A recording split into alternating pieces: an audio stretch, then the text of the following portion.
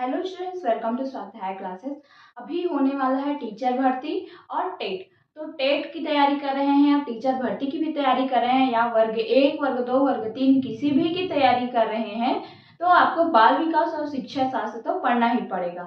अब जिन मनोवैज्ञानिकों से ये बाल विकास और शिक्षा शास्त्र शुरू होता है, जिन्होंने शुरू किया, जिन्होंने बहुत सारे सिद्धांत दिए, उनके बारे में कुछ इंपॉर्टेंट चीजें पहले पढ़ेंगे, उसके बाद हम सब्जेक्ट चालू करेंगे। तो सबसे पहले पढ़ेंगे जीन पियाजे के बारे में। तो इनका जन्म हुआ था 9 अगस्त 1896 को। कहाँ हुआ था? स्विट्जरलैंड में।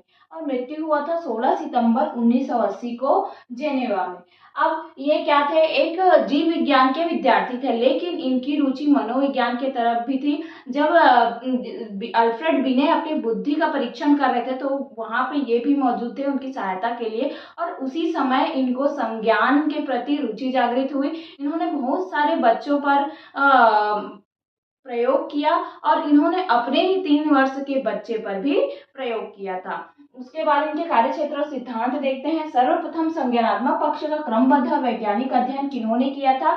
जीन पियाजे ने किया था। इसीलिए इनको विकासात्मक मनोविज्ञान के जनक कहे जाते हैं। कौन कहे जाते हैं? जीन पियाजे कहे जाते हैं। अब मानव विकास के 3 प्रमुख पक्ष दिए हैं इन्होंने। कौन कौन से दिए हैं? जैविक परिपक्वता, मौलिक पर्यावरण के साथ अनुभव और सामाजिक पर्यावरण के साथ सामंजस्य। इन्होंने एक और चीज बताया था, संतुलन।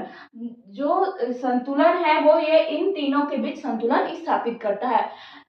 अब है इनके कुछ बुक्स हैं जो बहुत इंपॉर्टेंट है। तो कौन कौन सी पुस्तकें हैं? पहला है language in thought of child, दूसरा है the psychology of the child, तीसरा है the psychology of the intelligence, चौथा है the child conception of the world, पांचवा है 6 साइकोलॉजिकल स्टडी। ये तो हो गई इनके बारे में बहुत मुख्य मुख्य बातें जो एग्जाम में आने लायक है। और ये जो जीन पियाजे हैं उन्होंने विकासात्मक सिद्धांत दिया था। तो इन्होंने जो इनका संज्ञानात्मक विकास है वो कहाँ से शुरू होता है? संज्ञानात्मक विकास शुरू होता है शैशव अवस्था से, जीवन पर्यंत तक चलता है।